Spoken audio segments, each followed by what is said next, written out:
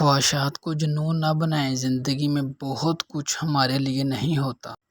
اپنی زندگی کا مثبت تجزیہ کیجیے، نعمتوں پر شکر کیجیے اور جو پاس نہیں ہے اس پر صبر کیجیے۔ گھر چھوٹا ہو یا بڑا، مٹھاس نہ ہو تو انسان تو کیا چونٹیاں بھی نہیں آتی۔ جس نے تمہاری ایک بات بھی سنے بغیر تمہیں غلط مان لیا، وہ تمہارے لاکھ دلائل پر بھی تمہیں صحیح نہیں تسلیم کرے گا۔ لوگوں کو خوش کرنا ناممکن ہے۔ زندگی رنگین لفافے میں لپٹا ایک اداس خط ہے۔ سچ بات کہاں بولتے ہیں لوگ، یہاں پر ہر کسی کی بات میں آیا نہیں کرتے۔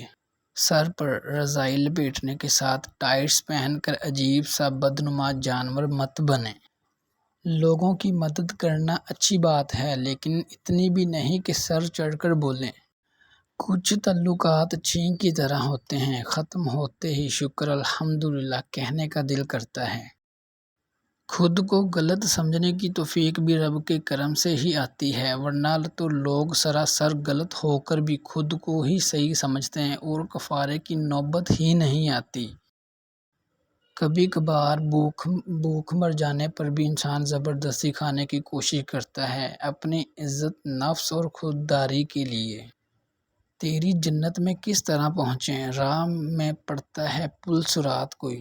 یہ پھول ان سب کے لیے جن کی زبان کسی حق میں بولتے وقت گونگی ہو جاتی ہے۔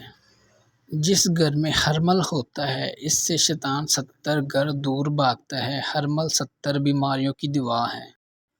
اللہ تعالیٰ آپ سب کو کامیابی دے۔ ٹوٹنے کا مطلب ہمیشہ ختم نہیں ہوتا، کبھی کبھی ٹوٹنا زندگی کا آغاز بھی ہوتا ہے۔